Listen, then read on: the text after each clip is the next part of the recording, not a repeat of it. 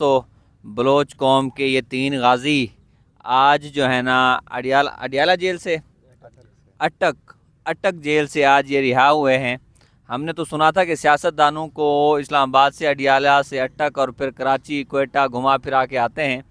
और ये हमारे स्टूडेंट हैं। नवाब अली भाई एरिड यूनिवर्सिटी में एग्रीकल्चर के स्टूडेंट हैं। अदनान भाई एरिड यूनिवर्सिटी में एनवायरमेंटल साइंसेस के स्टूडेंट हैं। इम्तियाज़ भाई भी एग्रीकल्चर के स्टूडेंट हैं। मेरे अजीज़ दोस्तों, ये बलोचों के हिस्से में क्यों आता है कि किसी का भी दिल कहे, वो चाहे कोई कांस्टेबल हो, वो चाहे कोई थाने का मुंशी हो, वो चाहे कोई भी हो, इन बेचारों को उठा के लेके जाते हैं। और जिनका गुनाह ये है कि ये कलम को अपना हथियार बनाना चाहते हैं, ये बंदूक नहीं उठाना चाहते हैं। इनको मजबूर किया जाता है कि किसी ना किसी तरीके से ये शरपसंदी फैलाएं, ये तासुब फैलाएं और उनके लिए राहें हमवार करें। ये तारीख गवाह है कि कहीं पर भी किसी भी कोने में फातेह, कोई भी बड़ा फातेह रहा हो तो उसका सबसे बड़ा मुज़ाहमतकार हमेशा बलोच रहा है। तो ये हार तो मुश्किल है। और हम शुरू करते हैं नवाब भाई से कि नवाब भी बताएं कि कितने दिनों से आपको वहाँ पर रखा गया और आपके साथ माशाल्लाह से क्या सलूक होता रहा। अस्सलाम वालेकुम, मेरा नाम नवाब है। एरिड यूनिवर्सिटी फर्स्ट सेमेस्टर में स्टूडेंट हूँ। और यहाँ लॉन्ग मार्च, एक पुरअमन रैली एहतजाज के लिए बलूचिस्तान से जो फैमिली आए थे, जिनके लोग मिसिंग है। तकरीबन कुछ ऐसे लोग हैं जो 15-15 साल से, 20-20 साल से वो मिसिंग है। उनके अलावा ने एक पुरअमन रैली निकाला है तुर्बत से लेकर मुख्तलिफ़ इलाक़ों में बलूचिस्तान के। और वो पंजाब आए हैं इस्लामाबाद में। जैसे ही इंटर हुए, हम उनको as a Baloch, as a student, जो हमारा हक़ बनता है, जो हमारा फ़र्ज़ है, हम लोग गए उनको वेलकम करने के लिए। तो हमें वहाँ से रोका गया, वहाँ ठोका गया। उधर से हमारे ऊपर लाठी चार्ज भी हुआ है। हमारे जो फ़ीमेल हैं, हमारे बहनें और जो माएँ, जो बूढ़ी उधर से आए हैं, किसी का 70 साल उम्र है, किसी का 50 है, उन पर भी रहम नहीं कहा है इन लोगों ने। मेरा नाम अदनान है और मेरा ताल्लुक़ खुशदार से है और यहाँ पे मैं फ़र्स्ट सेमेस्टर एनवायरमेंटल साइंस में पढ़ रहा हूँ एरिड यूनिवर्सिटी में। जैसे कि नवाब भाई ने सारे बातें कहा था और जैसे कि सारी हकीकत तो यही है।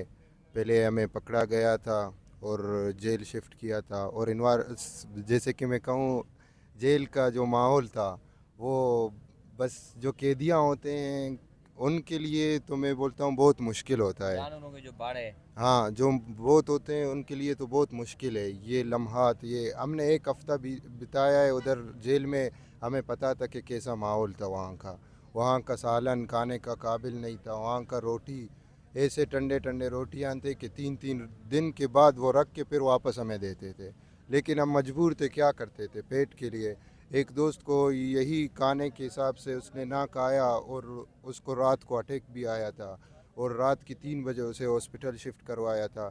जो दोस्त बीमार होते थे उनको सिर्फ 1 टेबलेट देते थे, 1 टेबलेट के अलावा कुछ भी नहीं करते थे। हमें इतना उन्होंने हक भी न दिया होता कि बाहर हमें निकालते, थोड़ा सा धूप हम लेते, धूप पे भी वो हमें नहीं छोड़ते थे। असल बात यही है कि शर्म की बात है कि जब ये लॉन्ग मार्च आ रहा था, जो फैमिलीज़ आ रहे थे, विक्टिम फैमिलीज़ थे, और तो उन्होंने वो बलूचों से इतने घबरा गए कि जो अपने कमरे स्टूडेंट मतलब कमरे में था, वहाँ पे भी वो चाँपे मार के स्टूडेंटों को ले गए थाने में। हालांकि जो स्टूडेंट हो वहाँ पे वेलकम करने भी नहीं गए, या प्रेस क्लब में भी नहीं बैठे, और रेड जोन भी नहीं गए। फिर भी जो कमरे में थे वहाँ पे जो बलूच वहाँ पे उन लोगों ने देखा है, उसको सिर्फ उठा के वो जेलों में बंद किया डर की वजह से। और असल दूसरा बात ये है कि जो जेल है, खैर जो एक जेल की मैं नहीं कह सकता हूँ, जेल में तो सारे ऐसी चीज़ होते हैं, लेकिन जिस तरह सलूक किया गया वो क्या कहते हैं कि बहुत बुरी तरह सलूक किया गया हमारे साथ। खाने में तो मैं कहूँ कुछ भी नहीं था पानी के सिवा। और जो फॉर एग्ज़ाम्पल अगर सारे चीज़ दालों का सारे किस्म वो लाए थे, पता नहीं पंजाब का कौमी खाना है या क्या है। दालों का तो सारे किस्म लाए थे उन्होंने। एक ही दिन में तकरीबन 3 टाइम जब कहाँ रहते, तीनों में दाल था। सुबह तो दाल, इवनिंग टाइम दाल, सारे टाइम दाल था। बाकी चीज़ पंजाब में शायद है नहीं। बस यही चीज़ें जो अदनान और नवाब ने जो कहा था, सिर्फ जलील हुए थे हम इसी चीज़ था। बस यही है। ये आप शुक्र करें आपको लाहौरी कढ़ाई नहीं खिलाई, उन्हें दाल आपको खिलाई।